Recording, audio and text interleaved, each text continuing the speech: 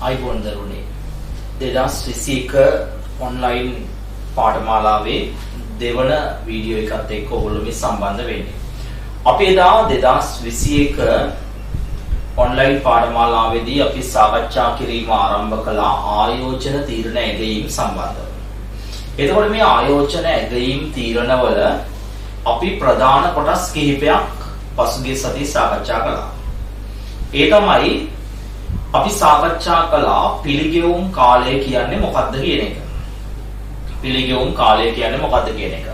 මොකද අපි පිළිගෙවුම් කාලය කියලා එදා නිර්වචනය කළේ අපි කිසියම් ආයෝජනයක් කරපුවම ඒ ආයෝජනයට යට කරන මුදල එහෙම නැත්නම් ඒ ආයෝජනය කරන මුදල නැවත අහපව් ලබා ගන්න කොච්චර කාලයක් ගත වෙනවද කියලා අපි සාකච්ඡා කළා.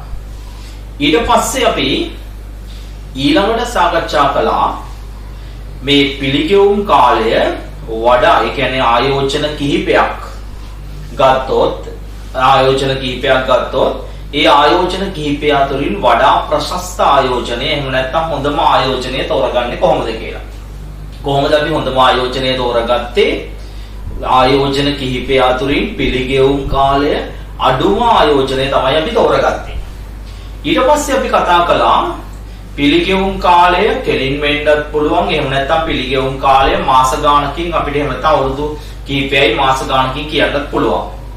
ඊට පස්සේ අපි කතා කළා පිළිගෙවුම් කාලය පිළිගෙවුම් කාලය හදන්න යොදාගන්නේ මුදල් ප්‍රවාහය. එතකොට කිසියම් ගානක මුදල් ප්‍රවාහයන් නොදී කිසියම් ගානක අපිට දුන්නොත් මුදල් ප්‍රවාහයන් නොදී මොනවද ලාභය දුන්නොත් ඒක මුදල් ප්‍රවාහයේ බවට මොනව කරන්න ඕනේ කිව්වද? හරව ගන්න ඕනේ කිව්වා. එහෙනම් මුදල් ප්‍රවාහයේ බවට හරවගන්නේ කොහොමද කිව්වේ? මුදල් ප්‍රවාහයේ බවට හරවගන්නේ කොහොමද? මුදල් ප්‍රවාහයේ බවට හරවගන්නේ කොහොමද? මුදල් ප්‍රවාහය බවට හරවගන්නේ සුද්ධ ලාභයට වාර්ෂික ඡය වීම මොනවා කළා කිව්වද? එකතු කරලා. එතකොට කොහොමද හරවගන්නේ? මුදල් ප්‍රවාහයට වාර්ෂික සුද්ධ ලාභයට වාර්ෂික ඡය වීම මොනවා කළාද? එකතු කළා. සුද්ධ ලාභයට ඡය වීම එකතු කළා. එහෙනම් කිසියම් ගානක ලාභෙ දුන්නොත් අපි පිළිගෙවුම් කාලය හෝ NPV හොයන්න කලින් ලාභය මුදල් ප්‍රවාහයේ බවට මොනවා කරන්න ඕනේ කිව්වද? හරවන්න ඕනේ කිව්වා. හරවන්න මොකද කරනවා කිව්වේ? දීලා තියෙන ලාභයට වාර්ෂික ඡය වීමේ හැම එකටම මොනවා කරන්න ඕනේ කිව්වද? එකතු කරන්න ඕනේ කිව්වා. අපි අන්නේ කොටස සාකච්ඡා කළා. ඊට පස්සේ අපි කතා කළා සුද්ධ වර්තමාන අගය ගණනය කරන ආකාරය. එතකොට කොහොමද අපි සුද්ධ වර්තමාන අගය ගණනය කරන ආකාරය කතා කළේ? අපි කිව්වා සුද්ධ වර්තමාන අගය ගණනය කරද්දී අපි යොදා ගන්නවා කිව්වා මුදලේ අගය වෙනස් වීම. ඒ මුදලේ අගය වෙනස් වීම අපිට ගානකදී ලබා දෙනවා කියලා කිව්වා. ඒ ලබා දෙන්නේ මොකක් ඇසුරෙන්ද? වට්ටම් සාධකයක් ඇසුරෙන්. මොකක් ඇසුරෙන්ද ලබා දෙන්නේ? වට්ටම් සාධකයක් ඇසුරෙන්. එතකොට මේ වට්ටම් සාධකයක් ඇසුරෙන් අපිට ලබා දෙන මුදලේ අගය වෙනස් වීම අපි ගලපලා තමයි සුද්ධ වර්තමාන අගය ගණනය කරනවා කිව්වේ. එතකොට මේ සුද්ධ වර්තමාන අගයේදී පිළිතුර ලැබෙන්න පුළුවන් කිව්වා ආකාර තුනක්.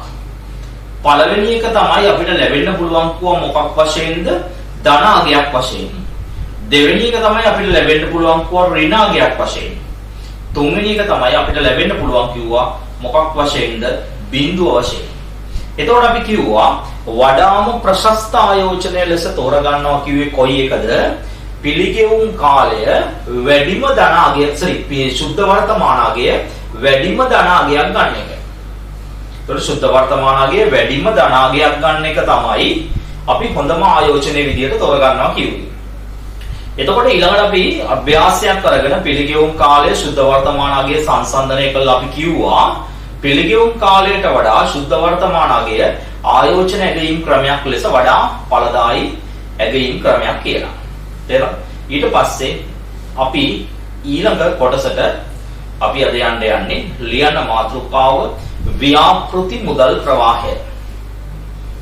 ව්‍යාපෘති මුදල් ප්‍රවාහය. ව්‍යාපෘති මුදල් ප්‍රවාහය. ව්‍යාපෘති මුදල් ප්‍රවාහය. ව්‍යාපෘති මුදල් ප්‍රවාහය. එහෙම නැත්නම් ඒකට කියනවා ළමයි ව්‍යාපෘති වාර්තා. ව්‍යාපෘති මුදල් ප්‍රවාහය. එහෙම නැත්නම් ඒකට කියනවා ව්‍යාපෘති වාර්තා. ව්‍යාපෘති මුදල් ප්‍රවාහය. එහෙම නැත්නම් ව්‍යාපෘති වාර්තා. ව්‍යාපෘති මුදල් ප්‍රවාහය. එහෙම නැත්නම් ව්‍යාපෘති වාර්තා. මෙන්න මේකයි ළමයි ව්‍යාපෘති මුදල් ප්‍රවාහයක් කියන්නේ. එහෙම නැත්නම් ව්‍යාපෘති වාර්තාවක් කියන්නේ. ව්‍යාපෘති වාර්තාවක් කියන්නේ අපි කරන ආයෝජනයක් හින්දා.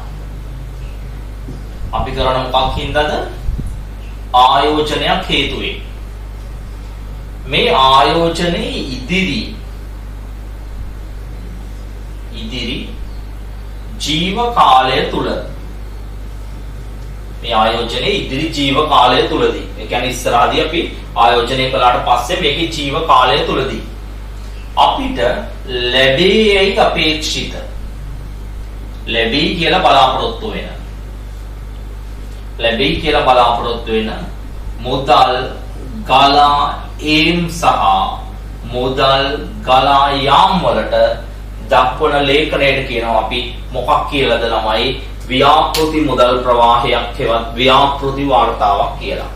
මොකද එන ව්‍යාපෘති මුදල් ප්‍රවාහයක් ව්‍යාපෘති වාර්තාවක් කියන්නේ අපි විසින් සිදු කරනු ලබන යම් කිසි ආයෝජනයක් හේතුවෙන් ඉදිරි ජීව කාලය තුලදී ලැබෙයි අස්තමේන්තු කරනු ලබන මුදල් ගලායම් සහ මොනවද මුදල් ගලායාම් වල ලේඛනයට කියනවා මොකක් කියලාද? ව්‍යාපෘති මුදල් ප්‍රවාහයක් කියලා. ලියන්න.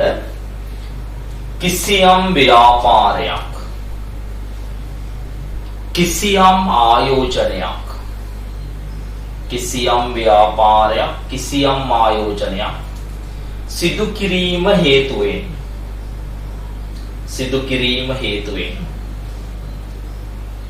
ඉදිරි ජීව කාලය තුලදී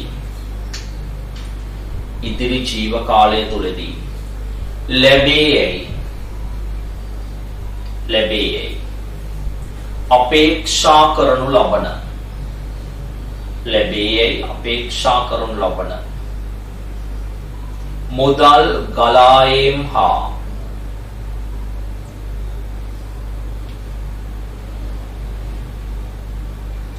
මුදල් ගලායාම් පෙන්නුම් කරනු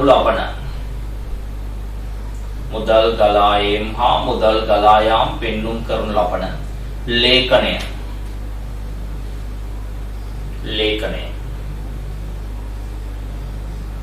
ව්‍යාපෘති මුදල් ප්‍රවාහයක් හෙවත් ව්‍යාපෘති මුදල් ප්‍රවාහයක් හෙවත් ව්‍යාපෘති වාර්තාවක් ලෙස හඳුන්වනු ලැබේ. මෙම ව්‍යාපෘති මුදල් ප්‍රවාහයක්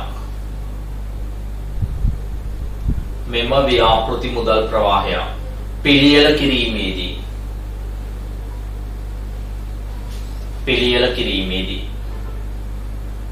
පහත අයතම කිසිවක්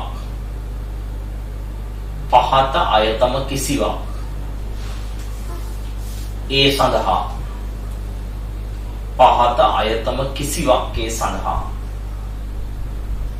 යොදා ගනු නොලැබේ. ඒ කියන්නේ මෙන්න මේ කිසි දෙයක් ව්‍යාපෘති වාර්තාවට මොනව කරන්න හැල්ලුද? ගන්නෙ නැහැ. එක සමීක්ෂණ පිරිවැය.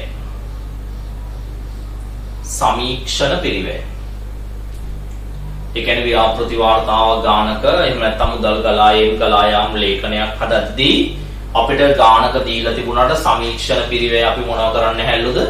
ගන්නෙ නැහැ. කිසි වෙලාවක ගන්නෙ නැහැ. දෙවෙනි එක වාර්ෂික ක්ෂය වීම. එක අවුරුද්දේ ක්ෂය වෙන ප්‍රමාණය. ඒක වියදමක් වුණාට අපි මොනව කරන්නේ නැද්ද? ගන්නෙ නැහැ. ඇයි හේතුව ගන්න නැත්තේ? ඒක මුදල් ගලායීමක් හෝ මොකක් නොවන නිසාද? ගලායාමක් නෙවෙයි. තුන්වෙනි එක තුන්වෙනි එක. ලාභ හෝ අලාභ. ලාභ හෝ අලාභ. ලාභ අලාභ ගන්නෙත් නැහැ. ආදායම් වියදම් ගන්නවා. හැබැයි ලාභ අලාභ ගන්නෙ නැහැ. ඊළඟ එක. පොත්තගේ හේවත්. පොත්තගේ හේවත්. ධාරණාගය. පොත්තගේ හේවත් ධාරණාගය. අන්න පොත්තගේ එහෙම නැත්නම් ධාරණාගය ගන්නෙත් නැහැ. පොත්තගේ එහෙම නැත්නම් ධාරණාගය ගන්නෙත් නැහැ. ඊළඟ එක. ගිලුණු පිරිවැය. ගිලුණු පිරිවැය. ගිලුණු පිරිවැය කියන්නේ ළමයි දැනටමත් දරා ඇති පිරිවැය. වරණක් ඇතුළේ ලියන්න දැනටමත් දරා අවසන් පිරිවැය. ඒ කියන්නේ දැන් උදාහරණයක් විදිහට අපිට කිව්වොත් අපි ළඟ තියෙන මීට අවුරුදු 10කට කලින් ගත්ත වත්කමක් අද විකුණලා අලුත් එකක් ගන්නවා කිව්වොත්. එතකොට දරුවෝ මීට අවුරුදු 10කට කලින් මේ වත්කම ගත්ත ගාණ අපිට දීලා තියෙන්න පුළුවන්. එතකොට ළමයි ඒක සිදු වෙලා තියෙන්නේ මීට අවුරුදු 10කට කලින්. එතකොට දැන් විකුණලා අලුත් එකක් ගත්තා කියලා ඒ අගයට බලපෑමක් වෙන්නේ නැහැ. මොකද ඒ අගය මේ වෙනකොටත් අපි දරලා ඉවරයි. ඒක අපේ ඊළඟ ආයෝජනයේ බලපාන සාධකයක් නෙවෙයි. ඒ හේතුව නිසා අපි ගිලුණු පිරිවැය තීරණ ගැනීමේදී මොනව කරන්න හැල්ලුද පාවිච්චි කරන්නේ නැහැ. එහෙනම් ගිලුණු පිරිවැය කියන්නේ මොකද්ද? දැනටමත් දරා අවසන් පිරිවැය. අපි කියනවා තීරණ ගැනීමට යොදා නොගන්නා පිරිවැයට තමයි කියන්නේ ගිලුණු පිරිවැය කියලා. ඊළඟ එක. පොලී වියදම. ළමයි ආයෝජන ව්‍යාපෘති ඇගීමක පොලී වියදම අපිට දුන්නොත් අපි ඒක මොනව කරන්නේත් නැද්ද? යොදා ගන්නෙත් නැහැ. එහෙනම් ඔන්න ඔය දේවල් දරුවෝ අපි ආයෝජන ව්‍යාපෘති ඇගීමකදී එහෙම නැත්නම් ව්‍යාපෘති මුදල් ප්‍රවාහයකදී මොනව කරන්න හැල්ලුද? යොදාගන්නේ නැහැ. ලියන්න පුංචි අනුමාතෘකාවක් විදිහට මොකද්ද? ආයෝජන ව්‍යාපෘති ඇගීමකදී හේවත් ආයෝජන ව්‍යාපෘති ඇගීමකදී හේවත් ව්‍යාපෘති වාර්තාවක් පිළියෙල කිරීමේදී ව්‍යාපෘති වාර්තාවක් පිළියෙල කිරීමේදී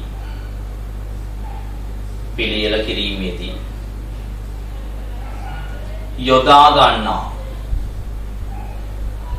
පිළියෙල කිරීමේදී යොදා ගන්නා ආයතන පිළියෙල කිරීමේදී යොදා ගන්න ආයතන. එක අංක 1 මෙන්න මේ දේවල් ගන්නවා අපි. අංක 1 පැරණි වත්කම ඉවත් කිරීමෙන් ලැබෙන මුදල. පැරණි වත්කම ඉවත් කිරීමෙන් ලැබෙන මුදල. ඒ කියන්නේ පරණ වත්කමක් තියෙනවා නම් ඒක විකුණලා ලැබෙන මුදල අපි ගන්නවා. පැරණි වත්කම ඉවත් කිරීමෙන් ලැබෙන මුදල. 2 නව වත්කමේ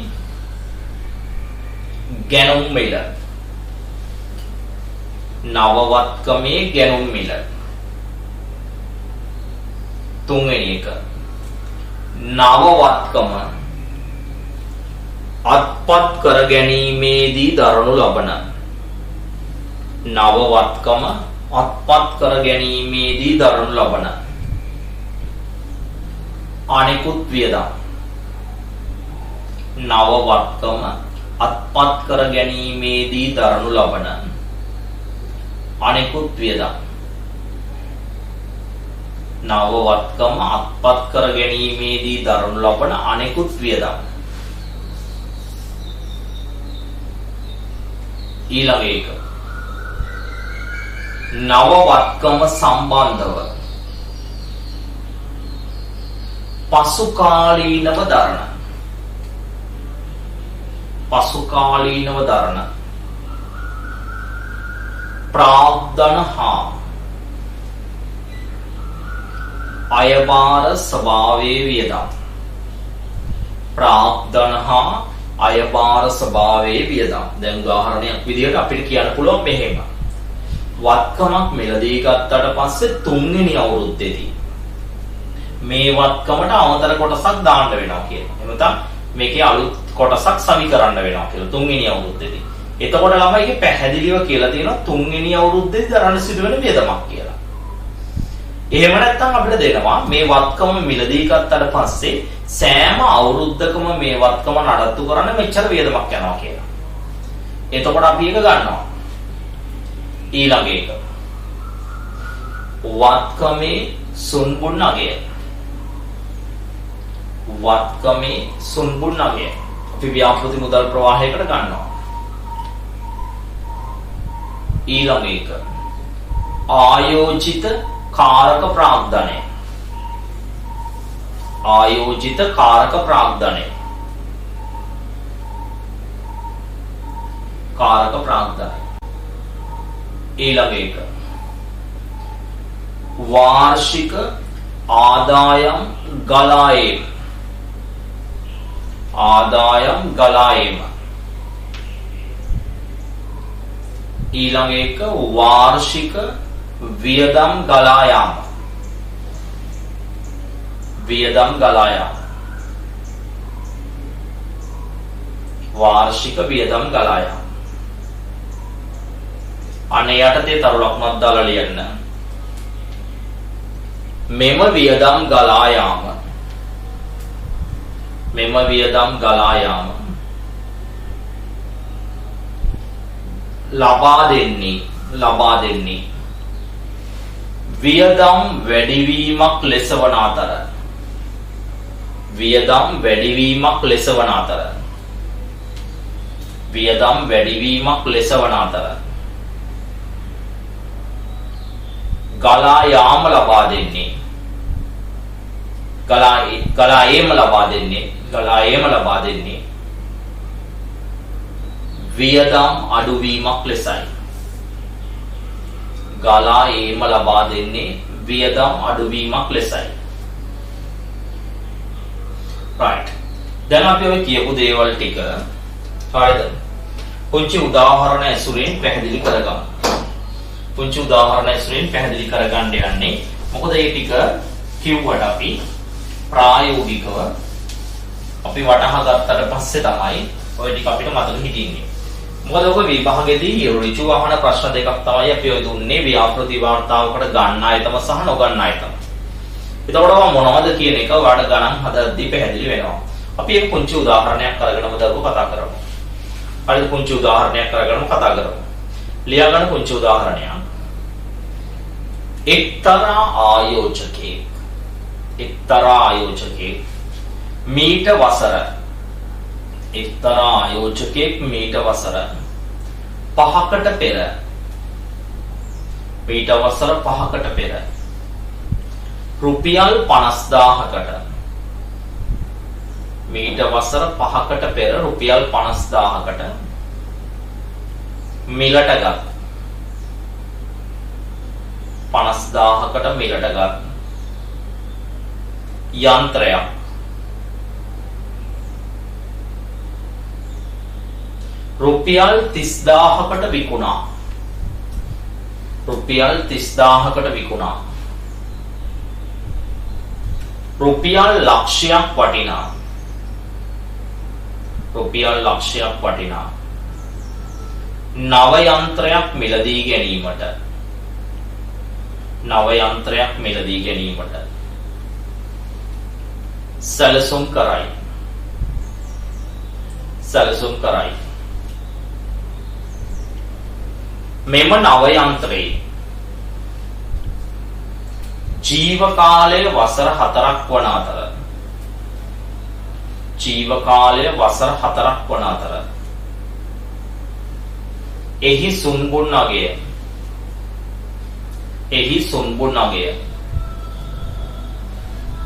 එහි සුන්බුන් අගය රුපියල් 20000කි. සුන්බුන් අගය රුපියල් 20000කි. මෙම යන්ත්‍රය ගතහොත් වාර්ෂික මුදල් ගලා ඒම. වාර්ෂික ආදායම් ගලා ඒම. වාර්ෂික ආදායම් ගලා ඒම. රුපියල් 60000කින් ඉහළ යන අතර. රුපියල් 60000කින් ඉහළ යන අතර. 60000කින් ඉහළ යන අතර. වාර්ෂික වියදම්. වාර්ෂික වියදම් ගලා යාම. වියදම් ගලා යාම. රුපියල් 30000කින් ඉහළයි. 30000කින් ඉහළයි. යටිලියන අවශ්‍ය වන්නේ ආයෝජනයේ මුදල් ගලායම් හා ආයෝජනයේ මුදල් ගලායම් හා ගලායාම් දක්වන මුදල් ගලායම් හා ගලායාම් දක්වන ලේඛනයක් පිළියෙල කරන්න. ලේඛනයක් පිළියෙල කරන්න. ලේඛනයක් පිළියෙල කරන වරහණක් ඇතුළේ ලියන්න. එහෙම නැත්නම් අහන්න පුළුවන් මෙහෙම. මූලික ආයෝජනය හා මූලික ආයෝජනය හා එක් වසරේ මුදල් ප්‍රවාහයන්. මූලික ආයෝජනය හා එක් වසරේ මුදල් ප්‍රවාහයන් වෙන වෙනම ගණනය කර පෙන්වන්න. වෙන වෙනම ගණනය කර පෙන්වන්න. වෙන වෙනම ගණනය කර පෙන්වන්න. right. මෙන්න බලන්න දරුවෝ. හොඳට බලා ගන්න මේක ගණනය කරන විදිය, මේක හදන විදිය. අපි ව්‍යාපෘති මුදල් ප්‍රවාහයක් එහෙම නැත්නම් ව්‍යාපෘති වාර්තාවක් හදන්නයි යන්නේ. ව්‍යාපෘති මුදල් ප්‍රවාහයක් ඒවත් මොකද හදන්න යන්නේ? ව්‍යාපෘති වාර්තාව. මෙතන දාගමු අපි රුපියල් 1000 කියලා. 1000 වලින් හදන්න යන්නේ. රුපියල් 1000 ව්‍යාපෘති වාර්තාව රුපියල් 1000. දරුවෝ මේකේ වත්කමේ ජීව කාලය කීයක් තියෙන්නේ? අවුරුදු 4යි. දැන් අපි මේ අවුරුදු 4ේදී ලැබෙන මුදල් ප්‍රවාහයන් ටික බලන්න යන්නේ. ඒතර අපි අවුරුදු 4 නම් 1 ඉඳන් 4ට දාගන්න ඕනේ. 1 ඉඳන් 4ට නෙමෙයි අපි දාගන්නේ 0 ඉඳන් 4ට. 3 4. පොඩක් ඇතින් දාගන්නවා 0 ඉඳන් 4ට. මාත් එක්කම හදාගෙන යන්න. හැබැයි මෙන්න මේ හරිය පොත තියනවා නම් මෙන්න මේ මැදින් තමයි මේ ටික දාන්නේ. දැන් අපි බලමු ගානේ දීලා තියෙන මුදල් ප්‍රවාහයන් ටික එමෙතන ගානේ දීලා තියෙන තොරතුරු ටික. ඉස්සෙල්ලාම දීලා තියෙන තොරතුර තමයි මේ වත්කම වසර 5කට පෙර රුපියල් 50000කට ගත්තා. එතකොට තමයි මේක අරන් තියෙන්නේ වසර 5කට පෙර නේද? වසර 5කට පෙර ගත්ත හින්දා මේක දැනටමත් දරලා ඉවරයි අපි. ඒ නිසා කිසිම වෙලාවක දරුවෝ ගිලුණු පිරිවැය මේ ව්‍යාපෘති වාර්තාව හදන්න ගන්නේ නැහැ. එහෙනම් මේක වසර 5කට පෙර මේක ඒ කියන්නේ මීට කලින් ගත්ත එකක් නිසා නැත්නම් මීට කලින් දරපු එකක් නිසා ඒ වියදම ගන්නේ නැහැ. ඊළඟට තියෙනවා ළමයි මොකද්ද? පැරණි වත්කම විකිණීම. ආන් එක ගන්නවා. පැරණි වත්කම විකිණීම. පැරණි වත්කම විකිණීම. ඊට යටින් රුරේ ලියන්නේ. පැරණි වත්කම විකිණීම. ළමයි පරණ වත්කම විකුණන්නේ ආයෝජනය කරන අවස්ථාවේදී. දැන් අපිට ගානේ කියලා තියෙනවා මීට අවුරුදු 5කට කලින් 50000කට ගත්ත වත්කම 30000කට විකුණලා තමයි අලුත් එක ගත්තේ. එතකොට වික්කේ 30000කට වික්කහම අපිට සල්ලි ලැබෙන නිසා අපි ලියනවා ධන 30ක්. මේක ආයෝජනයේ ස්ටාර්ට් එකේදී මුලදීම තමයි අපි විකුණන්නේ. 30යි 30000යි. ඊළඟට තියෙනවා ළමයි ගනුදෙනුවක් නවවත්කම මිලදී ගැනීම. නවවත්කම මොනව කරනවද? මිලදී ගන්නවා. කීයකටද ගන්නෙ? ලක්ෂයකට. ලක්ෂයකට ගන්නෙත් ආයෝජනය කරන අවස්ථාවේදී ලක්ෂයයි කියන්නේ 100යි. ගද්දි අපි සල්ලි දෙන්න වෙනවා. දෙන්න වෙන හින්දා දාන්නේ මොන එකක් විදිහටද? ඍණ එකක් විදිහට. නව ආයෝජනය මිලදී ගැනීම. ඊට පස්සේ අපිට දීලා තියෙනවා ළමයි මොකද්ද? සුන්බුන් අගය. සුන්බුන් අගය කියන්නේ ළමයි වත්කමක ජීව කාලය අවසානයේදී ඒ වත්කම මිලදී විකුණා ලබා ගන්න පුළුවන් අගය. සුන්බුන් අගය කියන්නේ. ඒතකොට ජීව කාලය කියන්නේ අවුරුදු 4යි. 4 අවසානයේදී විකුණලා ලබා ගන්න පුළුවන් මුදල. එහෙනම් ඒක ලැබෙන්නේ 4 වෙනි අවුරුද්දේ අන්තිමට කීයක්ද ලැබෙන්නේ? 20ක් ලැබෙනවා. 20ක් ලැබෙනවා. ඊළඟට අපිට දීලා තියෙනවා ළමයි ආදායම් මුදල් ප්‍රවාහයේ ඉහළ යාම. ආදායම් මුදල් ප්‍රවාහයේ ඉහළ යාම වාර්ෂිකව තියෙනවලු රුපියල් කීයක්ද? 60000ක්. වාර්ෂිකව කියලා කියන්නේ හැම අවුරුද්දටම.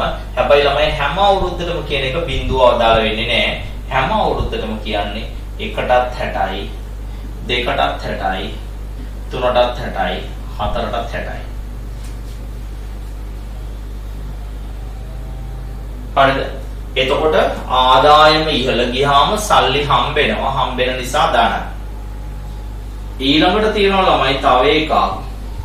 වියදම ඉහළ යාම. වාර්ෂිකව වියදමත් ඉහළ ගිහිල්ලා තියෙනවා. වියදම ඉහළ යනවා කියන්නේ අපේ තියෙන සල්ලි යනවා. සල්ලි යනවා කියන්නේ හැම අවුරුද්දකටම ඍණ වෙනවා. කීයක්ද දරුවෝ වියදම ඉහළ ගිහිල්ලා තියෙන ගානේ? 30000යි.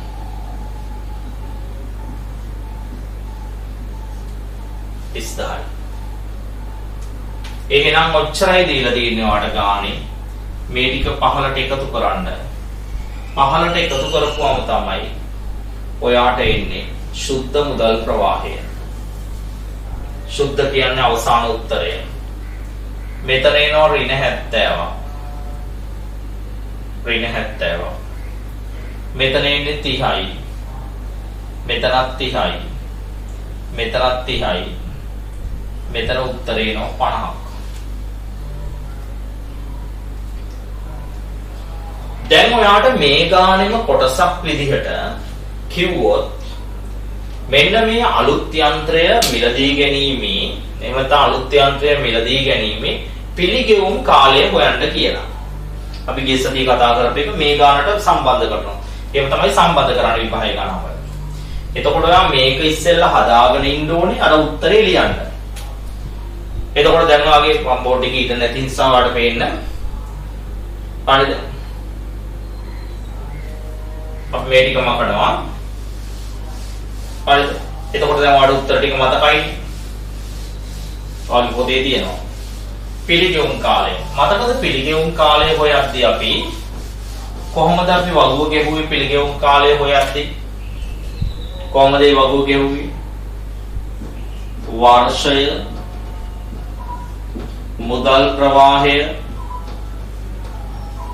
සමුච්චිත,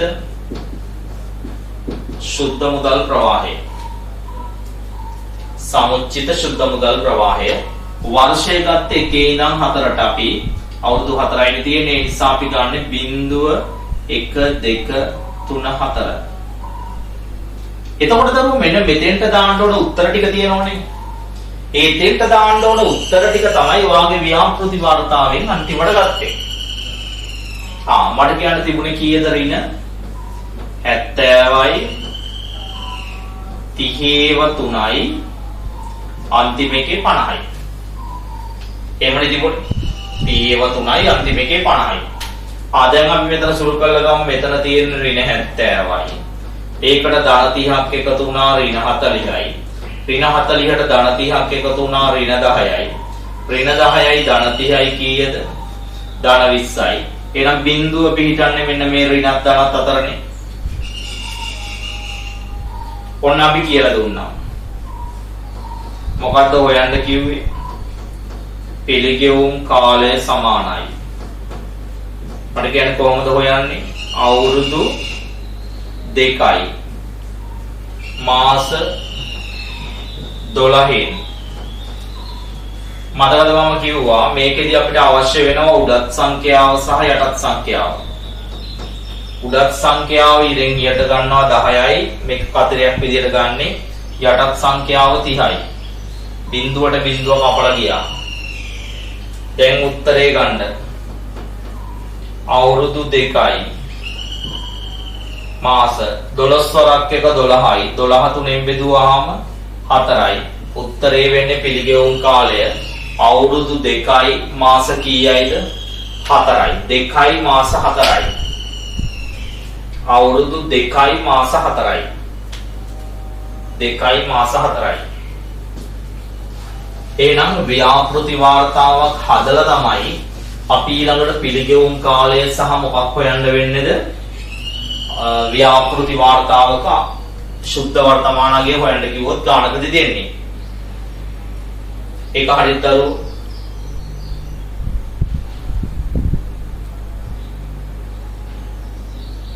ඉක්මනින් ලියාගත්ත නැති අය ඉන්නවනම් ලියා ගන්න.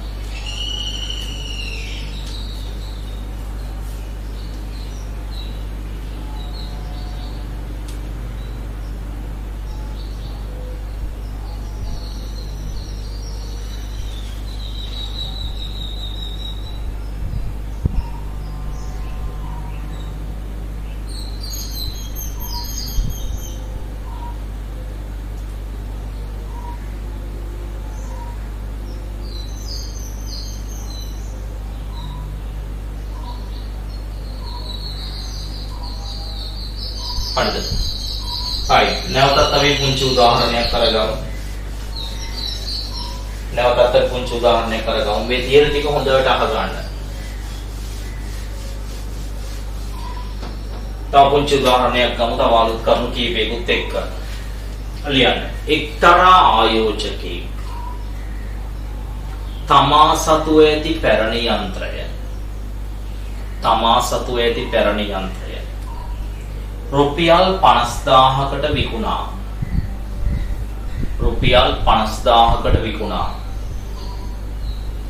රුපියල් ලක්ෂ දෙකක් වටිනා.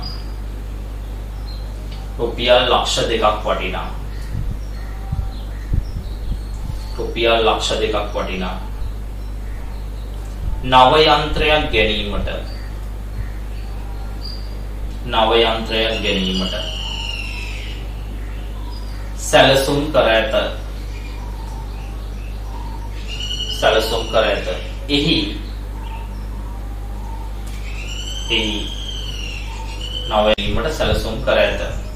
එහි ඉදිරි ජීව කාලය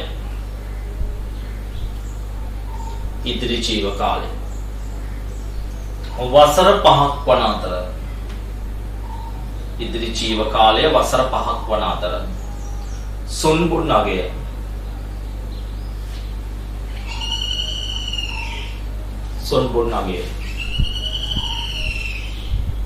රුපියල් 50000කි.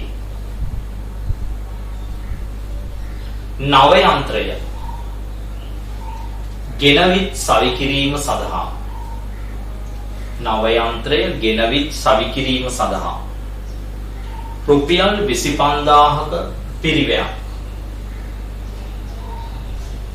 දැරීමට සිදුවේ.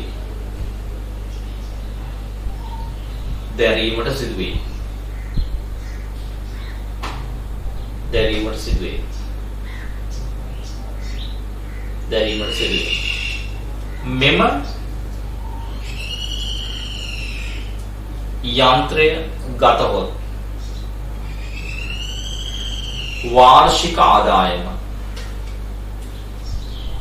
රුපියල් ලක්ෂයකින් ඉහළ යන අතර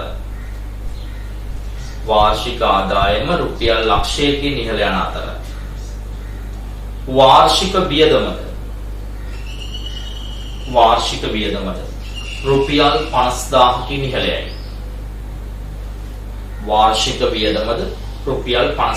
ඉහළ යයි.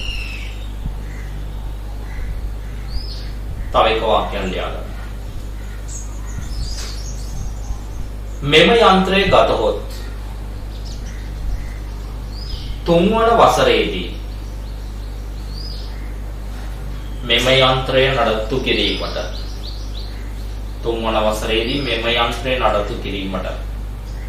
තවත් රුපියල් 40000ක් වැය කිරීමට තවත් රුපියල් 40000ක් වැය කිරීමට.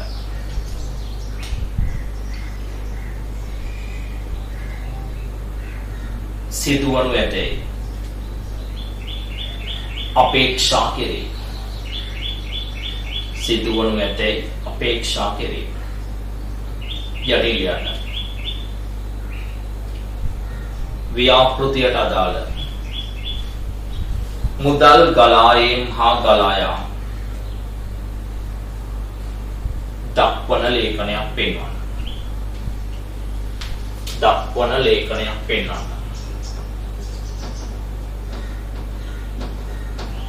ඒ කියන්නේ ව්‍යාපෘති වාර්තාවක් හදන්නලු රුපියල් 1000 වලින් අපි හදන්නේ. මේකේ අවුරුදු 5ක් තියෙන නිසා මැද හරියට වෙන්න 0 1 2 3 4 5 අවුරුදු 5යි. දැන් බලන්න ඔයා එක එක මුදල් ප්‍රවාහය වෙන වෙනම ලියලා එකතු කරන්න එපා. මම සාකච්ඡා කරනකම් පුංචි වෙලාවක් දෙන ඔයාට ඉක්මනින් හදන්න ගන්න.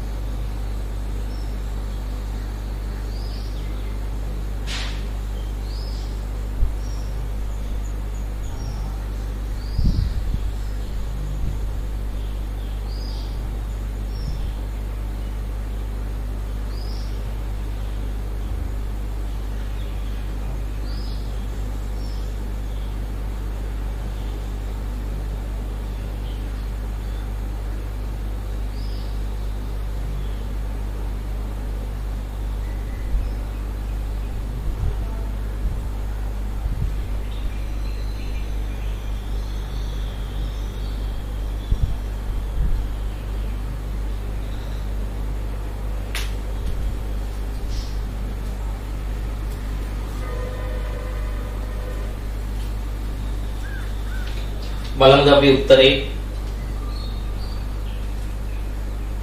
වෙන බලන්න දරුවෝ. ඉස්සෙල්ලාම තියෙනවා පැරණි යන්ත්‍රය මොනවා කරන එකද? විකුණන එක. පැරණි යන්ත්‍රය විකුණනවා. කීයකට දරුවෝ පැරණි යන්ත්‍රය විකුණන්නේ?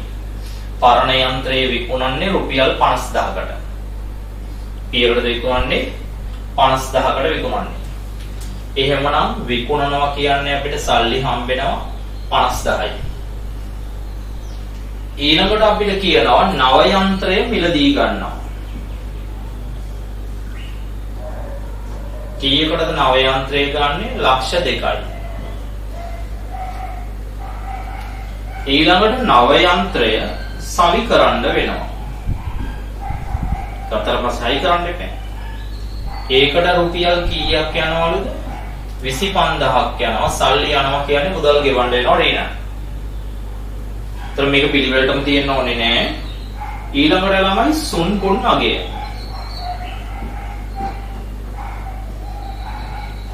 සුන් කුන් අගය හම්බෙන්නේ ජීව කාලයේ අවසානයේදී. ජීව කාලය වසර 5යිනේ. වසර 5 අවසානයේදී මේක හම්බෙනවා. කීයක් තියෙනවලුද? 50000ක් තියෙනවා. ඊළඟට දීලා තියෙනවලු මොකද්ද? ආදායම මොනවා වීමද? ඉහළ යනවලු හැම අවුරුද්දකම. කීය ගානේද හැම අවුරුද්දකම? 100 ගානේ. හැම අවුරුද්දකම කිව්වහම අවුරුදු 5ටම එනවා 100 ගානේ. ඊළඟට තියෙනවලු මොකද්ද? වියදම ඉහළ යනවලු. වියදම ඉහළ යනවලු. කීය ගානේද වියදම ඉහළ යන්නේ? වියදම ඉහළ යනවා කියන්නේ සල්ලි ගෙවන්න වෙනවා. ගෙවන්න වෙනවා කියන්නේ ඍණ. කීය ගානේද ගෙවන්න වෙන්නේ? 50000 ගානේ ගෙවන්න වෙනවා. 50000 ගානේ ගෙවන්න වෙනවා.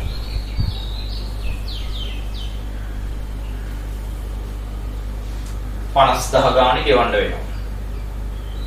50000 ගානේ ගෙවන්න වෙනවා.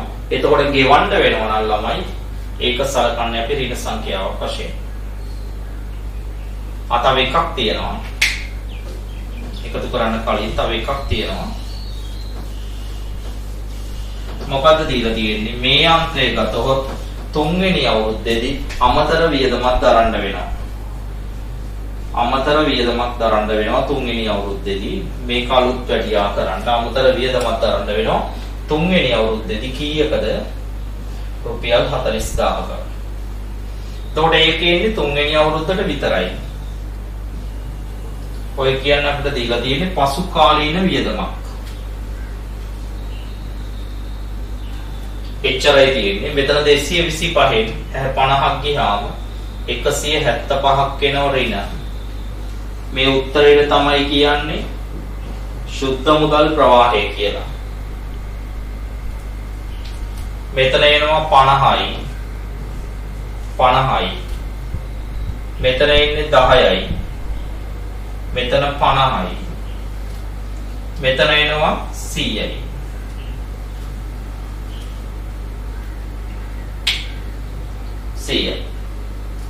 ඊට පස්සේ ඔයාට මේ උත්තරේ අරගෙන පිළිගෙවුම් කාලය හොයන්න පුළුවන්. ඉල්ලලා තිබ්බොත් ඒ වගේම වට්ටම් සාධකය දීලා තිබුණොත් ඔයාට මේ සංඛ්‍යා ටික අරගෙන NPV හොයන්නත් පුළුවන්.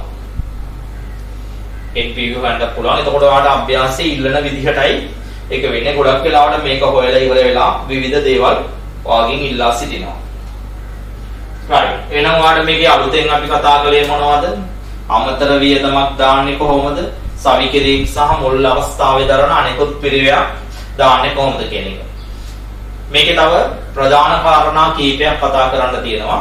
එකක් තමයි අපිට ගානකදී හරිද? කාරක ප්‍රාග්ධනයක් දුන්නොත් කොහොමද දාන්නේ? කාරක ප්‍රාග්ධනයක් දුන්නොත් කොහොමද දාන්නේ? ඒ වගේම තමයි ෂයවීම ආශ්‍රිත අභ්‍යාසයක් දුන්නොත්, ෂයවීමක් දුන්නොත් කොහොමද දාන්නේ කියන එක අපි ඒක ඊළඟ උදාහරණයෙන් පැහැදිලි කරගමු. ලියා ගන්න. එක්තරා ආයෝජකයෙක් එක්තරා ආයෝජකයෙක් තමා සතු ඇති පැරණි යන්ත්‍රය 80000කට විකුණා. තමා සතු ඇති පැරණි යන්ත්‍රය 80000කට විකුණා. රුපියල් 1,90,000ක් වටිනා. 1,90,000ක් වටිනා නව යන්ත්‍රයක් මිලට ගැනීමට සැලසුම් කරමින් සිටී. මෙම යන්ත්‍රය ගෙනවිත් සවිකිරීම සඳහා රුපියල් 60,000ක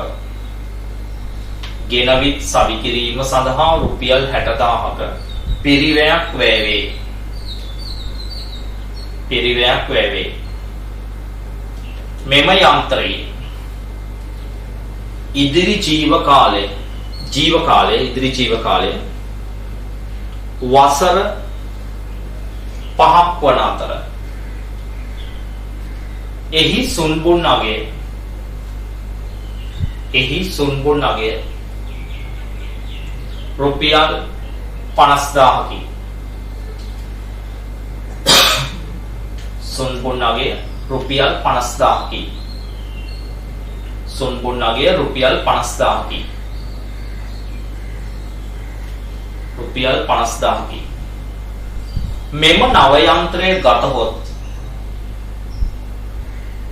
මෙම නව යන්ත්‍රය ගතහොත් රුපියල් 20,000ක කාරක ප්‍රාග්ධනයක් යෙදවීමට සිදුවන අතර 20,000ක කාරක ප්‍රාග්ධනයක් යෙදවීමට සිදුවන අතර කාරක ප්‍රාග්ධනයක්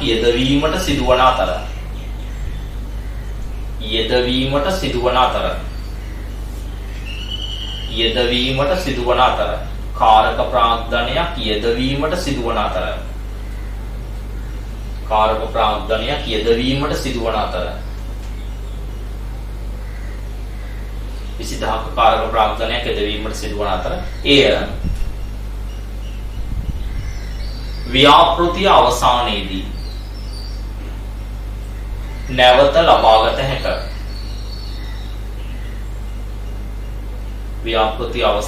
නැවත ලබාගත හැක.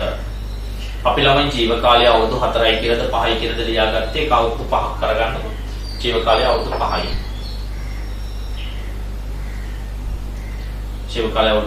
යටි ලියන්න. මෙම ආයෝජනය කළහොත්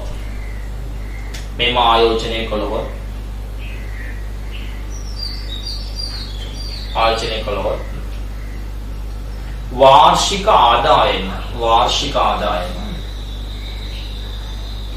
ආදායම රුපියල්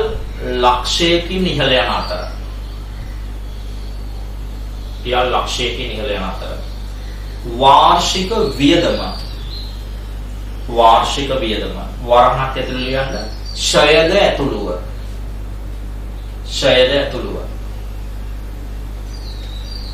ෂයද ඇතුළුව රුපියල් 90,000කින් ඉහළ යයි. වාර්ෂික වියදම ෂයද ඇතුළුව රුපියල් 90,000කින් ඉහළ යයි.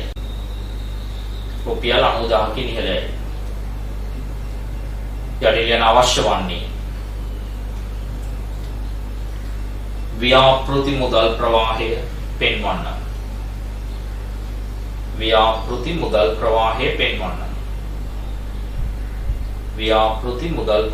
පෙන්වන්න. right බලන්න ඉක්මනට තාම ඉක්මනින්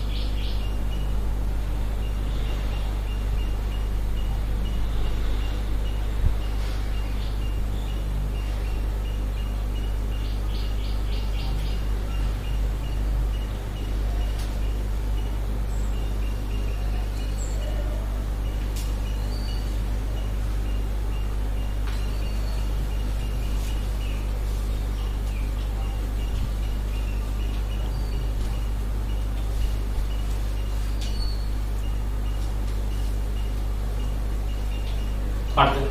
මෙන්න බලන්න. දැන් අපි බලමු කී දෙනෙක් උත්සාහ කළාද කියලා. බලන්න. ඉස්සෙල්ලාම තියනවා පැරණි යන්ත්‍රයේ විකිණීම. පැරණි යන්ත්‍රය මොනව කරනවද? විකුණනවා. ඊට පස්සේ තියනවා නව යන්ත්‍රය මිලදී ගන්නවා. ඊළඟට තියනවා නව යන්ත්‍රය සවි කරනවා. ඊට පස්සේ දීලා තියනවා මේකේ සොන්පොන් නගය. ඊට පස්සේ දීලා තියනවා අලුත් එකක් මේ සඳහා මොකක් යොදවනවා කියලාද? කාරක ප්‍රාග්ධනය. මේක අලුත් දෙයක් මේ ගානේ. ඒ අලුතෙන් කතා කරන්න තියෙන්නේ. ඒ වගේම දීලා තියෙනවා මේ නිසා වාර්ෂික ආදායම මොනව වෙනවා කියලාද? ඉහළ යනවා. ඒ වගේම වාර්ෂික වියදමක් මොනව වෙනවා කියලාද? ඉහළ යනවා කියලා. ඔන්න ඔය ටික තමයි අපිට දීලා තියෙන්නේ. දැන් බලමු අපි. යන්ත්‍රය විකුණන්නේ කීයකටද? 80000යි දරුවෝ. නව යන්ත්‍රය මිලදී ගන්න කීයකටද?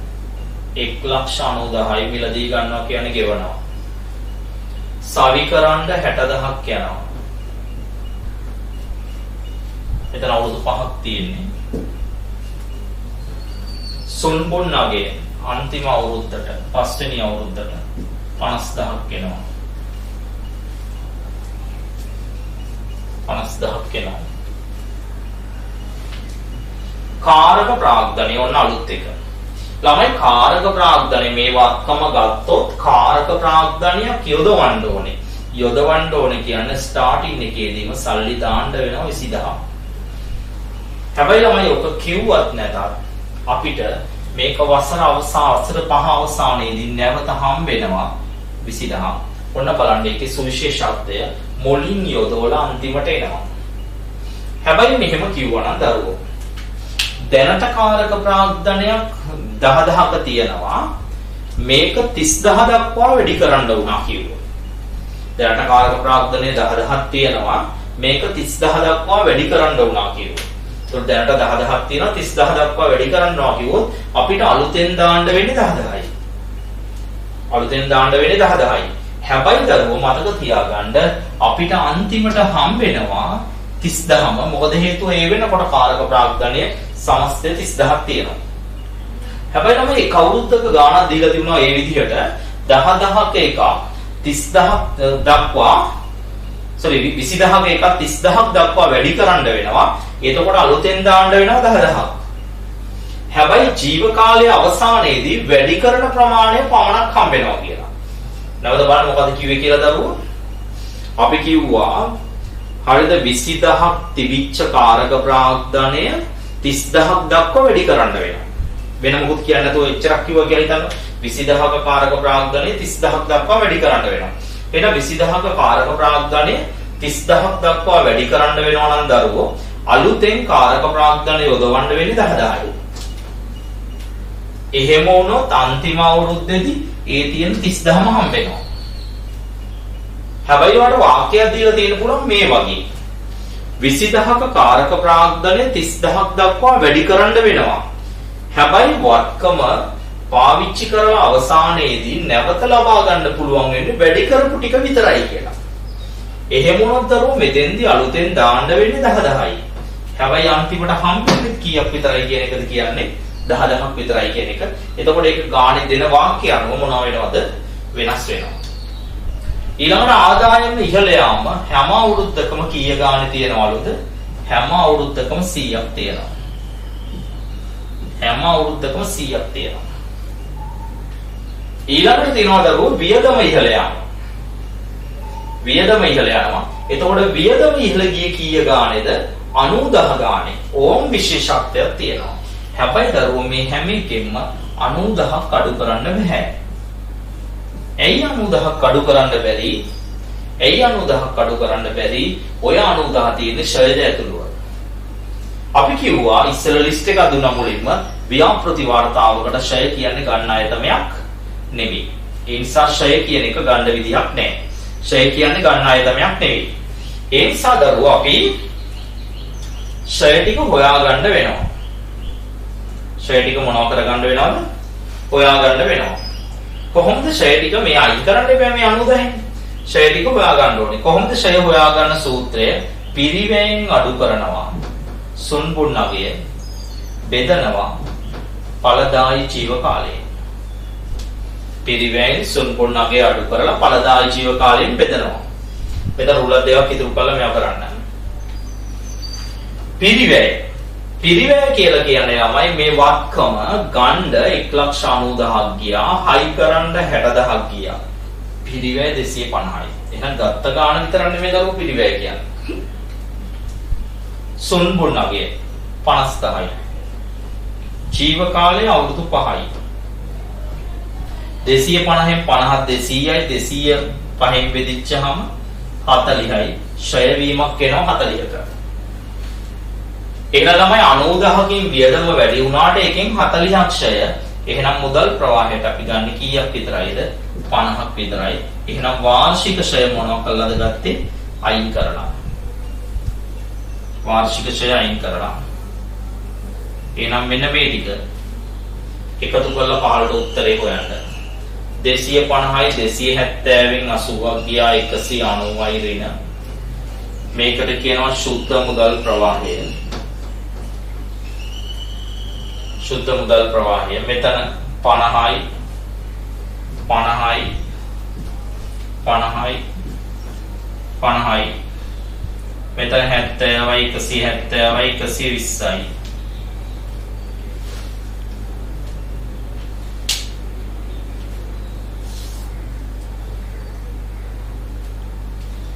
එතකොට දරුවෝ එයාට මේ යම්කිසි ගානක මේ ආදායම ඉහළ යාම දෙන්නේ නැතුව ඔයාට දෙන්න පුළුවන් ලාභයේ ඉහළ යාම කියලා. මොකක් ඉහළ යාමද? ලාභයේ ඉහළ යාම කියලා. එහෙනම් ලාභයේ ඉහළ යාම දුන්නොත් එහෙම නැත්නම් ලාභය දුන්නොත් ආදායම ඉහළ යාම හොයා ගන්න වෙනවා ගානක. ඒ හොයාගන්නේ කොහොමද? ඔයාට දෙන ලාභෙට වාර්ෂික ෂය වීම මොනව කළාද?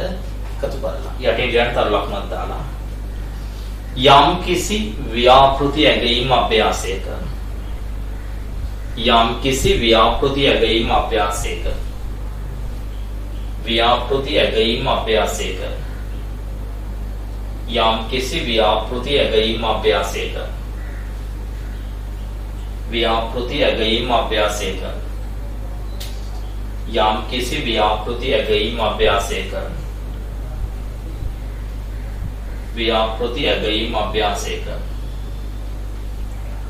වාර්ෂික ආදායමේ ඉහළ යාම වෙනුවට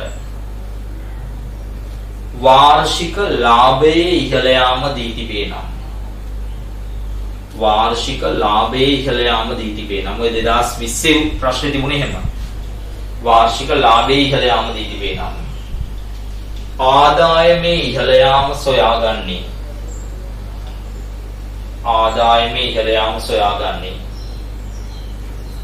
ලාභයේ ඉහළ යාමට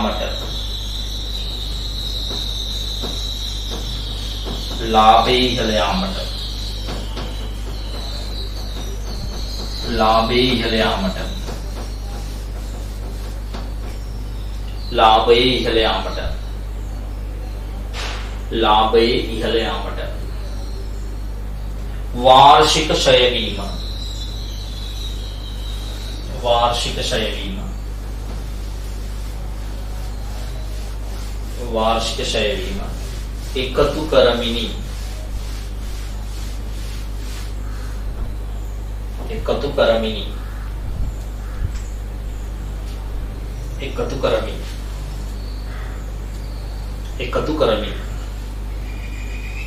ඒක මොනවා කළාද? එකතු කරලා ගන්න ඕනේ.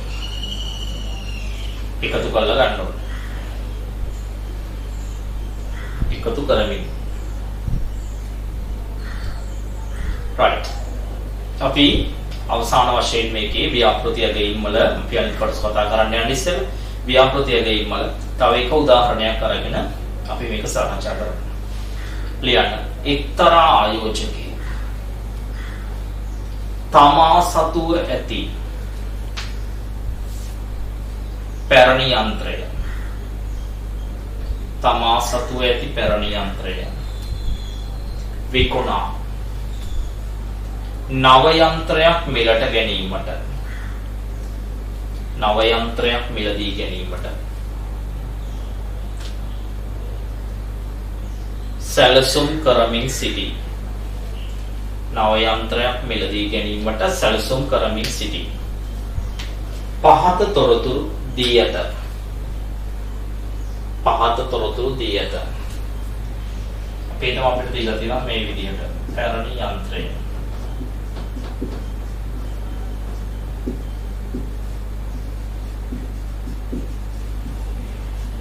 නව යන්ත්‍රය.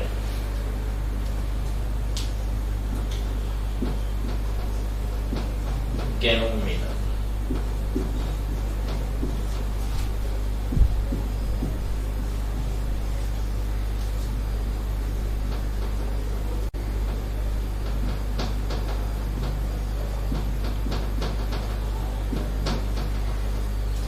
විකිණිය හැකි මිල.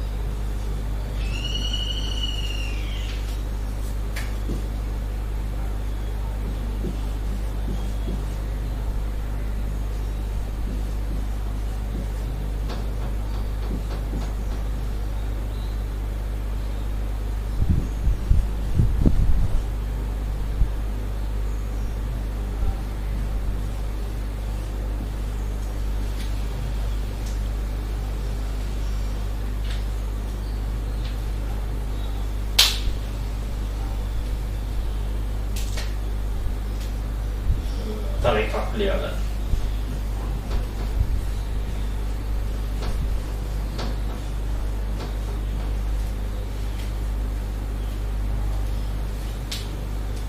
ආලෝක ප්‍රාන්තනේ 10,000යි 30,000යි.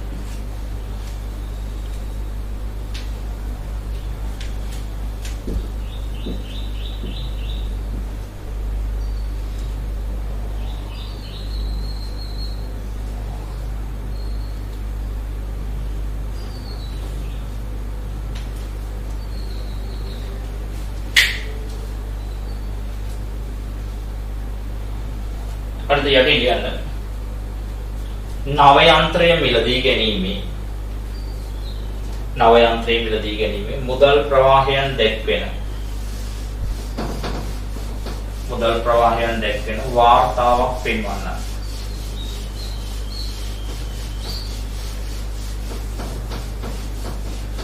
මුදල් ප්‍රවාහයන් දැක්වෙන වාර්තාවක් පෙන්වන්න. වාර්තාවක් පෙන්වන්න. right මෙන්න මෙහෙමයි හදන්නේ. ඉස්සෙල්ලාම ගන්න ලියනවා ව්‍යාපෘති වාර්තාව. ව්‍යාපෘති වාර්තාව. රුපියල් 1000.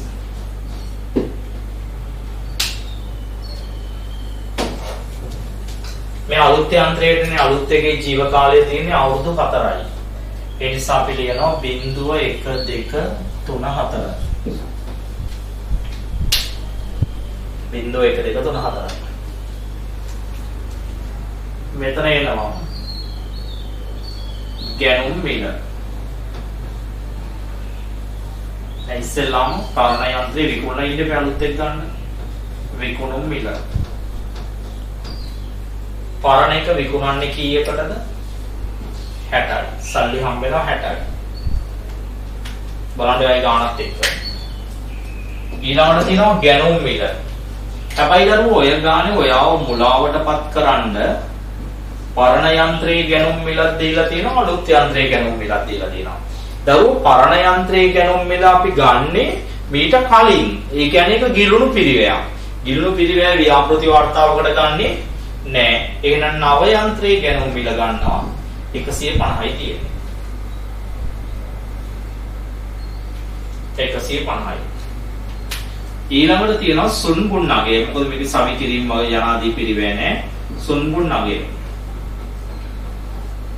කීයද සුන්බුන් නගය තියෙන්නේ? 30000යි. සුන්බුන් නගය හම්බෙන්නේ ජීව කාලයේ අවසානයේ 30000ක් හම්බෙනවා. ඊළඟට ළමයි මේකේ ආදායම් දීලා නෑ. හැබැයි දීලා තියෙනවා ළමයි වියදම්. බලන්න ඔයාට දීලා තියෙනවා පරණ යන්ත්‍රයේ වියදම වෙනමයි, අලුත් යන්ත්‍රයේ වියදම වෙනමයි දීලා තියෙනවා.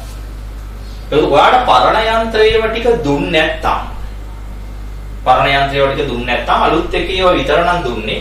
ඒ වියදම හැම අවුරුද්දෙම මොනවා වෙන්න ඕනේද? අඩු වෙන්න ඕනේ වියදම. අපි ඉස්සර දැක්කනේ. හැබැයි ඔයාට පරණ යන්ත්‍රය එකක් දීලා තියෙනවා, අලුත් යන්ත්‍රය එකක් දීලා තියෙනවා. දුන්නහම අපි කරන්න ඕනේ දරුවෝ ඔය දෙක සසඳන්න ඕනේ.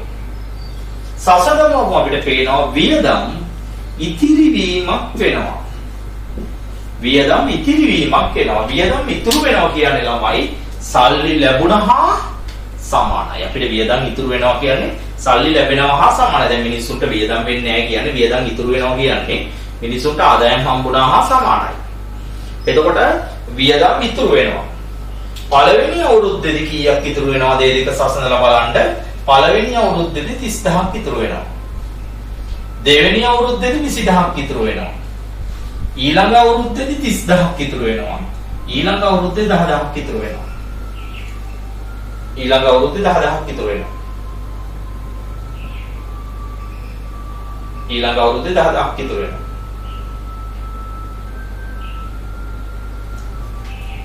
ඊළඟ අවුරුද්දේ 10000ක් ඉතුරු වෙනවා. ඊළඟ අවුරුද්දේ 10000ක් ඉතුරු වෙනවා.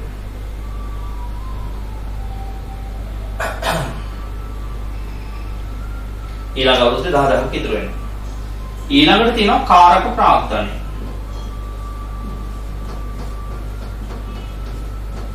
කාරක ප්‍රාග්ධනය.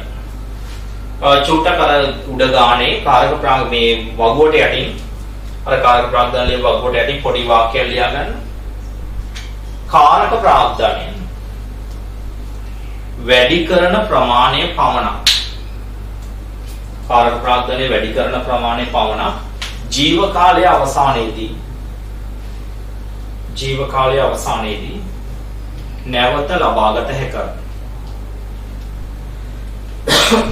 ජීව කාලයේ අවසානයේදී නැවත ලබාගත හැකියි. ජීව කාලයේ අවසානයේදී නැවත ලබාගත හැකියි. ජීව කාලයේ අවසානයේදී නැවත ලබාගත හැකියි. ජීව කාලයේ අවසානයේදී නැවත ලබාගත හැකියි. දැන් බලන්න කාරක ප්‍රාග්ධනයේ දරුවෝ පරණ එකට සාපේක්ෂව අලුත් එකකින් කීයකින් වැඩි වෙලා තියෙනවද? 20000කින් වැඩි වෙලා තියෙනවා. 20000කින් වැඩි වෙලා කියන්නේ අලුතෙන් කාරක ප්‍රාග්ධනයට 20000ක් ආයෝජනය කරන්න වෙනවා. හැබැයි අපිට ගානේ කියලා තියනවා දරුවෝ වියදම් වේ වැඩි කරන ප්‍රමාණය විතරක් අන්තිමට හම්බ වෙනවලු. ඒ කියන්නේ මෙතන හම්බෙන්නේ අන්තිමට 20යි. ඔන්න ඔය වාක්‍ය තිබ්බේ නැත්තම් දරුවෝ මුළු ප්‍රමාණයම හම්බ වෙනවා කිව්වනම් මෙන්න මේ නව යන්ත්‍රයේ තියෙන කාරක ප්‍රාග්ධනය වසර අවසානයේදී වසර 4ක් අවසානයේදී නැවත හම්බ වෙනවා. ඔච්චරයි තියෙන ගානේ. එහෙනම් ගාන එකතු කරන්න.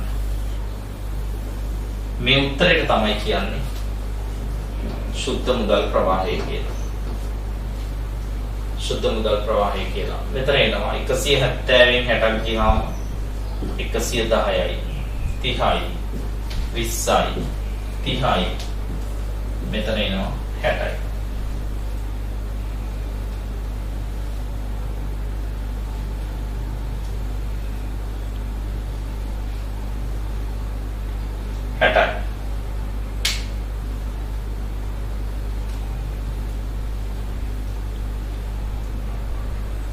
හරි. යටින් ලියන්න. ඉහත අභ්‍යාසයේ වට්ටම් සාධක පහත ඒවා වූයේ නම්. ඉහත අභ්‍යාසයේ වට්ටම් සාධක පහත ඒවා වූයේ නම්. වට්ටම් සාධක පහත ඒවා වූයේ නම්. පහත ඒවා වූයේ නම්. වට්ටම් සාධක පහත ඒවා වූයේ නම් පිළිගෙවුම් කාලය හා සුද්ධ වර්තමාන අගය. පිළිගෙවුම් කාලය හා සුද්ධ වර්තමාන අගය ගණනය කර පෙන්වන්න. පිළිගෙවුම් කාලය හා සුද්ධ වර්තමාන අගය ගණනය කර පෙන්වන්න. පිළිගෙවුම් කාලය හා සුද්ධ වර්තමාන අගය ගණනය කර පෙන්වන්න. පිළිගෙවුම් කාලය හා සුද්ධ වර්තමාන අගය ගණනය කර පෙන්වන්න. මොකක් සහ මොකක්ද? පිළිගෙවුම් කාලයයි සුද්ධ වර්තමාන අගයයි ගණනය කරලා පෙන්වන්න. පිළිගෙවුම් කාලය හා සුද්ධ වර්තමාන අගය ගණනය කර පෙන්වන්න.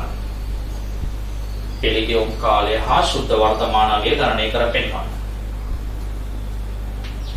පිළිගෙවුම් කාලය හා සුද්ධ වර්තමාන අගය ගණනය කර පෙන්වන්න. ලියාගන්න වට්ටම් සාධක ටික. වාර්ෂය වට්ටම් සාධකය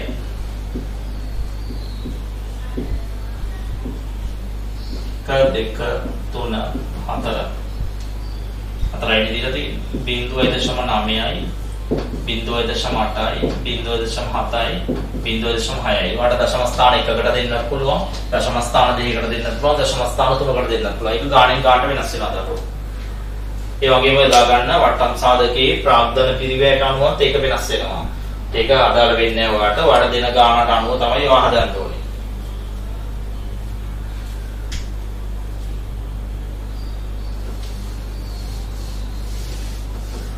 දැන් ඉස්සෙල්ලාම පිළිගෙවුම් කාලය අපි හොයමු.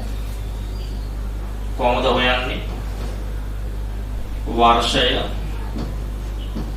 මුදල් ප්‍රවාහය, සමුච්චිත සුද්ධ මුදල් ප්‍රවාහය. බිංදුව 1 2 3 4. මෙතන තියෙනවා 110ක් ඍණ 20යි 30යි 20යි 60යි.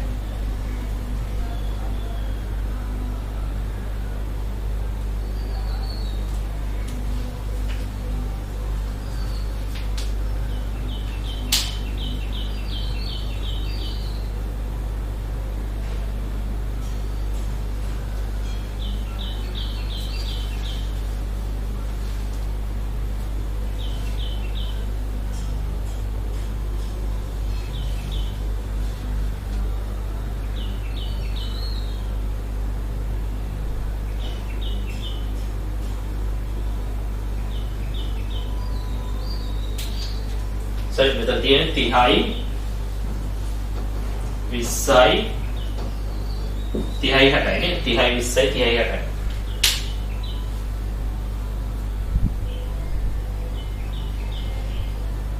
ඉක්මනට පිළිගමු කාලේ වල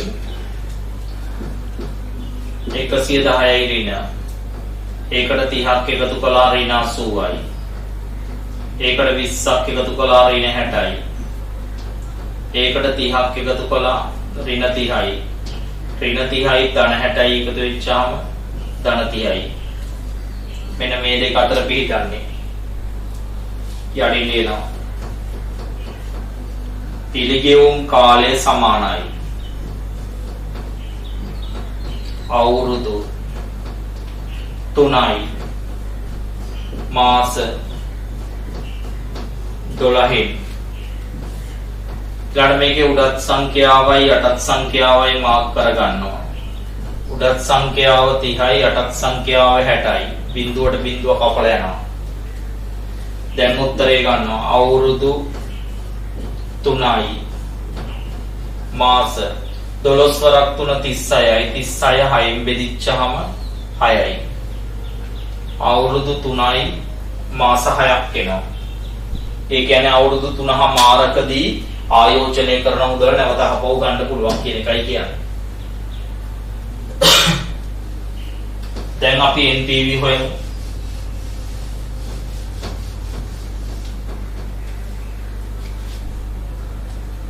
NPV හොයමු. කොහොමද හොයන්නේ? වර්ෂය, මුදල් ප්‍රවාහය, වට්ටම් සාධකය, වර්තමාන අගය. වර්තමාන අගය. වර්ෂය ගන්න 0 1 2 3 4. මුදල් ප්‍රවාහයන් තියෙන්නේ 110යි 30යි 20යි 30යි 60යි. වට්ටම් සාධකය දීලා තියෙන්නේ අපිට 0.9යි 0.8යි 0.7යි 0.6යි. මෙතන තියෙන්නේ 1යි හැම විටම.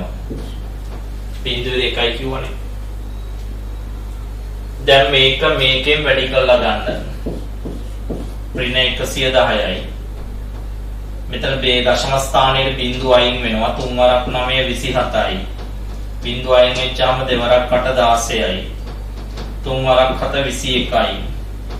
6 වරක් 6 36යි. ඊට පස්සේ මේ ධන සංඛ්‍යා ටික එකතු කරලා පල්ලෙහාට එතකොට තමයි වාට NPV එන්නේ සුද්ධ වර්තමාන අගය. දැන් මේ ටික එකතු කරලා ගමු 7යි 6යි 13යි 14යි 6යි 20යි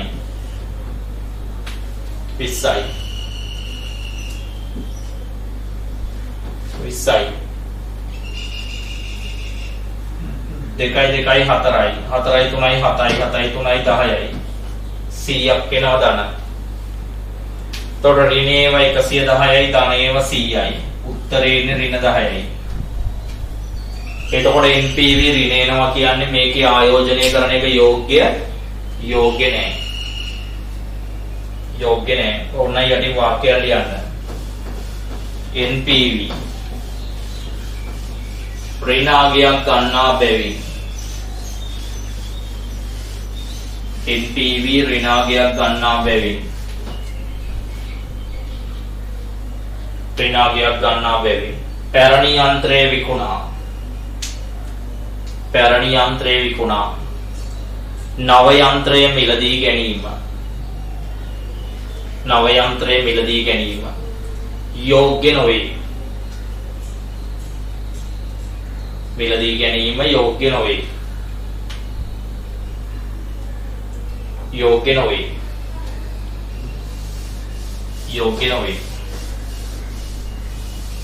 right. මේ පාඩමේ තියෙන අවසාන සිද්ධාන්ත කොටස. මේ පාඩමේ තියෙන අවසාන සිද්ධාන්ත කොටස ලියා ගන්න. ගණකාධිකරණ ප්‍රතිලාභානුපාතයේ හෙවත්. ගණකාධිකරණ ප්‍රතිලාභානුපාතයේ හෙවත්. ගිණුම් කරන ප්‍රතිලාභානුපාතය. ගණකාධිකරණ ප්‍රතිලාභානුපාතයේ හෙවත් ගිණුම් කරන ප්‍රතිලාභානුපාතය. ගිණුම් කරන ප්‍රතිලාභානුපාතය. වරහණක් ඇතුළේ ලියා ගන්න ඕකට කියනවා ARR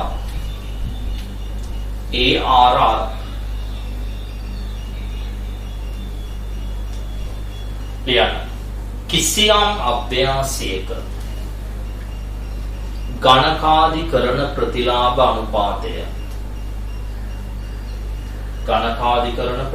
අනුපාතය ගණනය කරන ලෙස ගණකාධිකරණ ප්‍රතිලාභ අනුපාතය ගණනය කරන ලෙස ඉල්ලා සිටියහොත්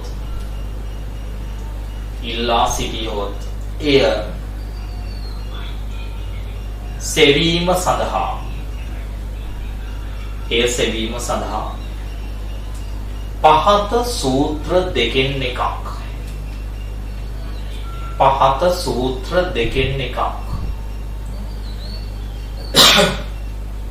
පහත සූත්‍ර දෙකෙන් එකක් භාවිතා කළ හැක. මොකක් හොයන්නද? ගණකාධිකරණ ප්‍රතිලාභ අනුපාතය. එහෙම නැත්නම් ARR හොයන්න. මෙන්න මේ සූත්‍ර දෙකෙන් එකක් පාවිච්චි කරන්න පුළුවන්. පළවෙනි එක තමයි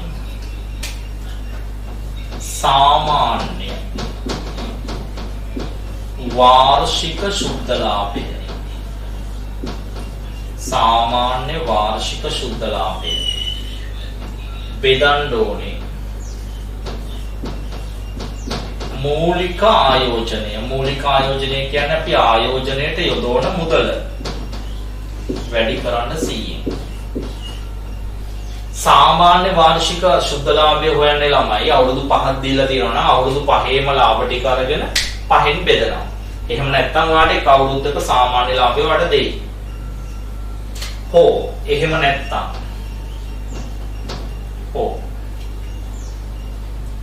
ARR සමානයි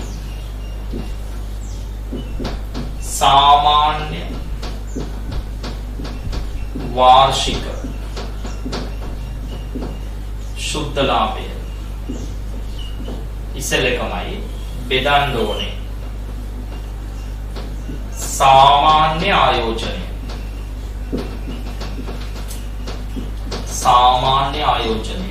වැඩි කිරීම 100. එතකොට මේ සූත්‍ර දෙකේ වෙනස් වෙන්නේ මෙන්න මේ පද දෙක විතරයි. මේකේ මූලික ආයෝජනය, මේකේ සාමාන්‍ය ආයෝජනය. එහෙනම් අපි කොයි සූත්‍රයේද ගානට පාවිච්චි කරන්න කියන එක තීරණය වෙන්නේ දරුවෝ ඒ අභ්‍යාසය තුල සුන්බුන් අගයක් තියනවද නැද්ද කියන එක මත. එයාට ඉතින් ලකුණක් දාලා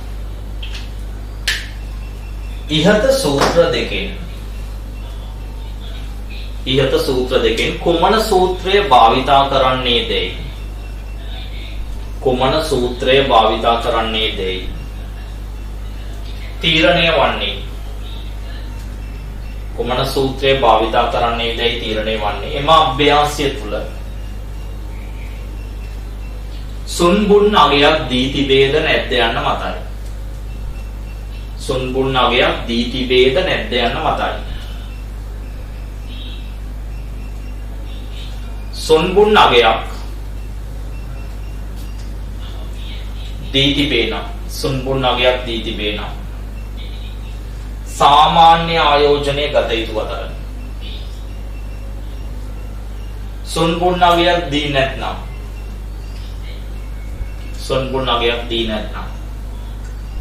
මූලික ආයෝජනය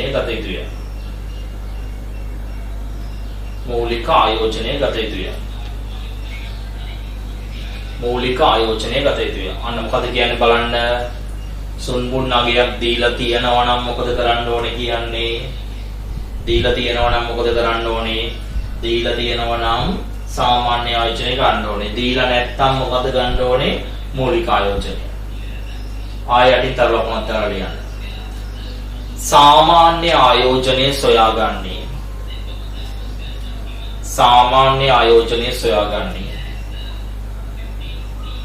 සාමාන්‍ය ආයෝජනය සොයාගන්නේ.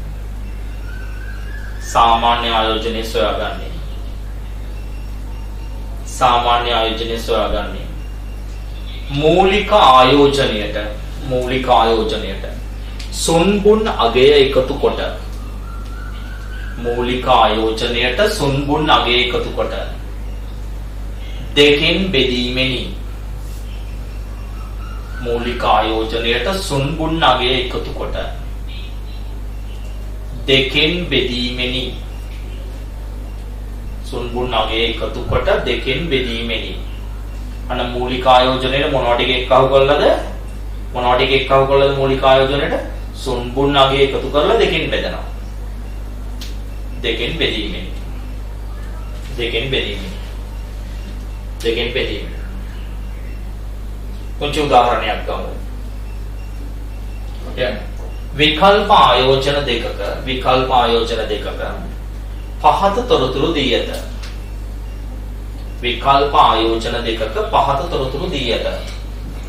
ලියා ගන්නකො A B කියලා දෙකක්. ආයෝජනය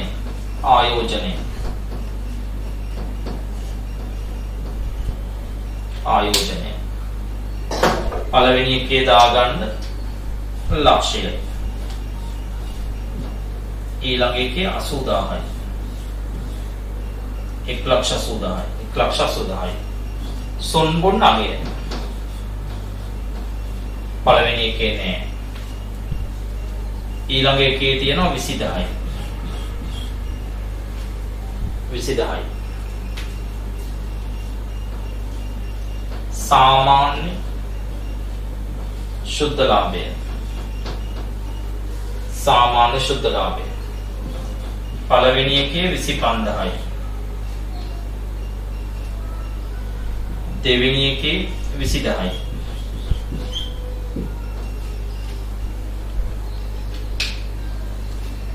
यडिलियन ARR गणने कर. ARR गणने कर. ARR गणने कर. වඩා යෝග්‍ය ආයෝජනය තෝරන්න. ARR ගණනය කර වඩා යෝග්‍ය ආයෝජනය තෝරන්න. ඔන්න බලන්න දරුවෝ. දැන් මට කියන පළවෙනි එකේ සුන්බුන් අගය තියෙනවද? නෑ. එහෙනම් කොයි සූත්‍රයද දාගත යුත්තේ? පළවෙනි සූත්‍රය. ලියන්න පළවෙනි සූත්‍රය ඉස්සෙල්ලාම ARR සමානයි කියලා. ARR සමානයි කියලා ලියන්න. දැන් අපි ආදේශ කරමු. ඉවරයි. සාමාන්‍ය ශුද්ධ ලාභය කීයද අවුරුද්දට? 25,000යි. මූලික ආයෝජනයේ කීයක් තියෙන්නේ? ලක්ෂයයි. වැඩි කරනවා කීයෙන්ද? 100ෙන්. ලක්ෂයට 25,000යි කියන්නේ 100ට කීයද? 125යි.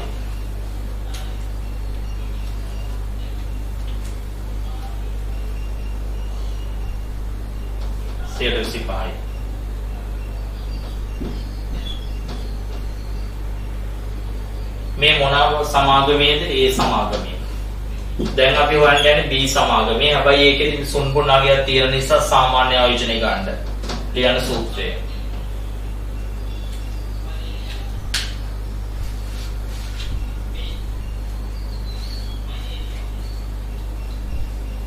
सामान्य वार्षिक शुद्ध लाभය බෙදීම सामान्य ආයෝජනයේ වැඩි කිරීම 100. सामान्य शुद्ध लाभය. सामान्य शुद्ध लाभය තියෙන්නේ කීයද? 20000යි. බෙදන්න सामान्य ආයෝජනය. ඔන්න බලන්න सामान्य ආයෝජනය හොයාගන්නේ කොහොමද? මූලික ආයෝජනයයි සුන්බුන් අගයයි එකතු කරනවා. කීයක් එනවද කොට? ලක්ෂ 2යි. බෙදනවා දෙකෙන්. එතකොට කීයයි කියලා දෙන්නේ? लक्ष्य लक्ष्य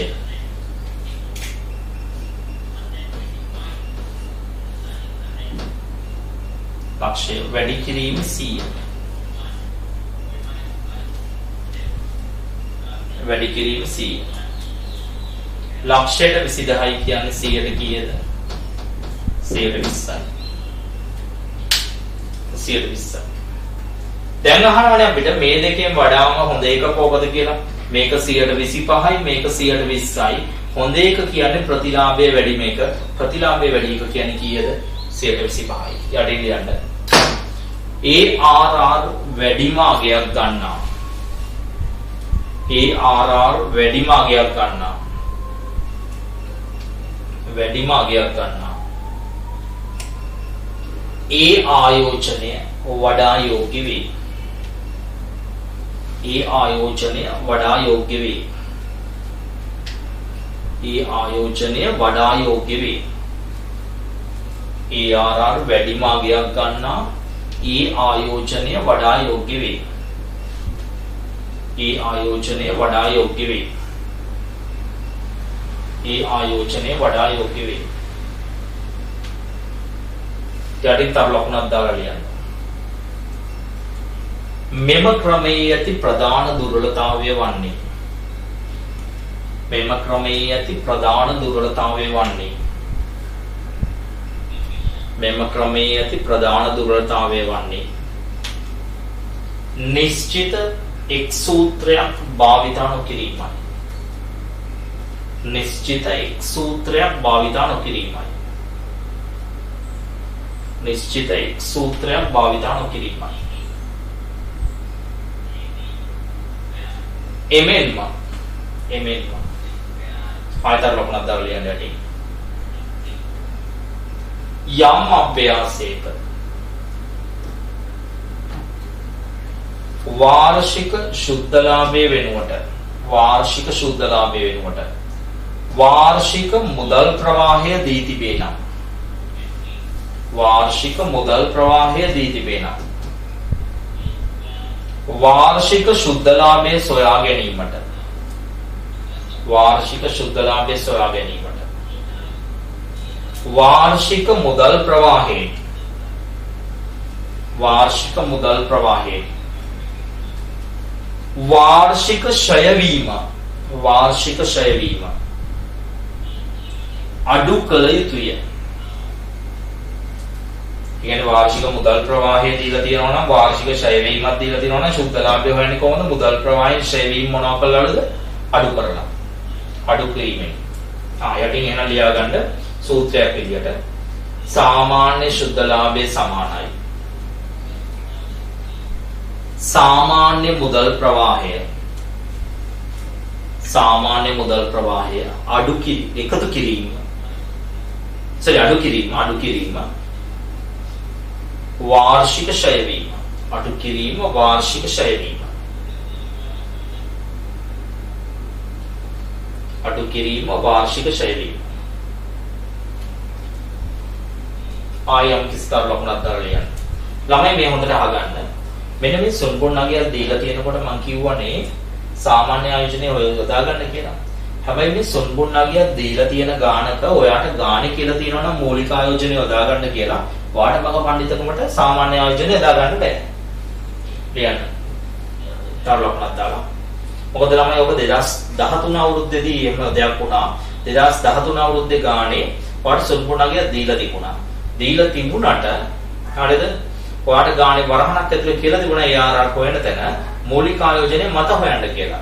එතකොට ඔයාට මේ දෙක එකතු කරලා බෑ. එතකොට ගන්න වෙන්නේ කීයටද? 1,88,000.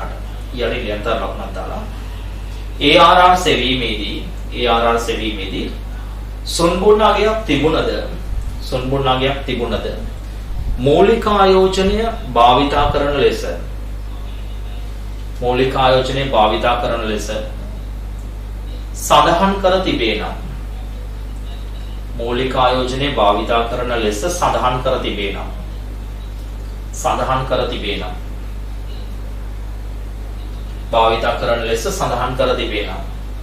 එහිදී මූලික ආයෝජනයේ භාවිතා කරන ලෙස සඳහන් කර තිබේ නම් එහිදී එය භාවිතා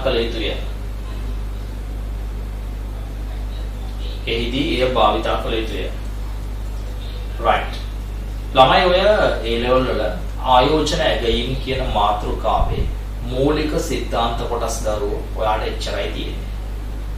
එතකොට අපි lesson 2 දී අපි බලමු මේ ආයෝජන තීරණ මාතෘකාවේදී 2006 2007 2008 2009 2010 2011 2012 2013 2014 2015 2016 2017 2018 2019 2020 සියලු වසරවල ඇවිල්ලා තියෙන විභාග ප්‍රශ්න වලට කොහොමද අපි උත්තර ලියන්නේ කියලා.